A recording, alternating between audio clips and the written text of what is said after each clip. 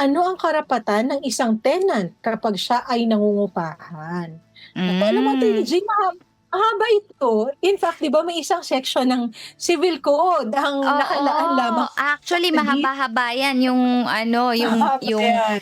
yung mga security deposit, yung mga gano'n, 'di ba, yung mga monthly Mm, rent, grabe, oo, ayun. So, oo. unang-una So siguro yung hmm, pinaka-basic, yung ating written, lease agreement, 'di ba? Dapat meron kayong mm. kasulatan kung magkano yung, price nung nababayaran mo dun sa iyong landlord kung magrerenta ka, 'di ba? Hmm, Ayan. Tapos oo. kailan At ka saka dapat magbabayad, yung deposit mo, yung iyong ano, basta sa dapat kontrata, oo. naka-indicate. Mm. Mm. Tapos at the same time, Attorney Jay, siyempre dapat, parang in good condition, 'di ba? Kapag binigay sa iyo, hindi puwede na ibibigay sa iyo tapos sira pala yung sabihin natin yung walang linya ng tubig, 'di ba? Yung mga Mm. gano'ng bagay na in livable situation siya, 'di ba? At ikaw din Mm. siyempre hindi ka naman tatanggap ng isang, pangungupahan kung hindi naman naaayon sa pangangailangan mo.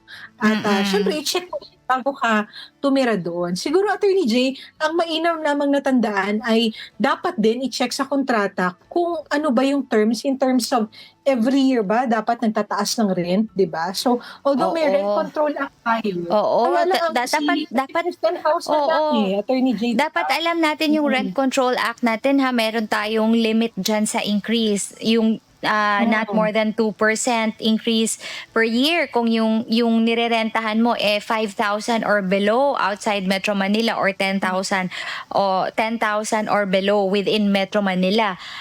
Dapat yung increase niyan, within must not exceed to 2%, 'di ba, Attorney M? Yan ang nakalagay sa ating Rent Control Act.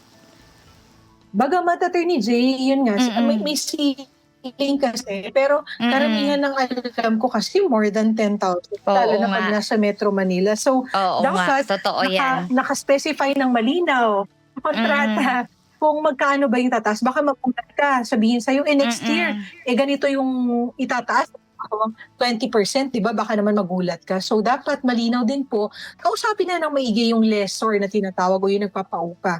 Siguro balak ko pong mag-rent dito X number of years, baka mas Mm. magandang mapag-agreean natin lalo na magiging, increase 'no. And at the same time, Attorney Jay, 'pag nag-expire yung contract, um, bagamat puwede kayong paalisin 'no ng lessor o ng nagpapaupa, dapat po ay, May due maging process pa malinaw rin. may due Oo. process. So, halimbawang ikaw ay hindi nakakapagbayad, naku, parang, baka na 'wag naman sanang abusuhin 'no, pero may Mm. karapatan po yung landlord o yung lessor na paalisin kayo or evict, pero hindi po kayo puwedeng pilitin 'no. Kung halimbawang Mm. lumagpas na kayo doon sa kontrata, kailangan magkaroon ng court order pa, Attorney Jay 'no, magfa-file pa ng Yes. eviction case para kayo mapaalis, oo. Oo, So hindi po karapatan niyo po kayo 'yan. Yun nga lang, hindi naman natin yun, ina-advice kasi ano naman yun, 'di ba, i-encourage, Attorney M, oo.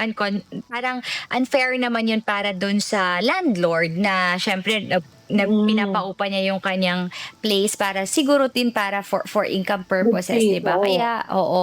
Pero karapatan natin yun na hindi paalisin agad-agad kasi bigyan ng allowance. Kaya Hmm, tingnan natin, tsaka lagi natin sinasabi, Attorney M, kapag may contract na involved na, dapat nagpapasama tayo nagkukonsulta sa abogado kung yung nakasulat ba sa ado. kontrata, within the Hmm, bounds of the law. 'Di ba, Attorney M? Tingnan natin hmm, kung yun ba, oo. tama ba yun o sumobra ba, 'di ba, Attorney M?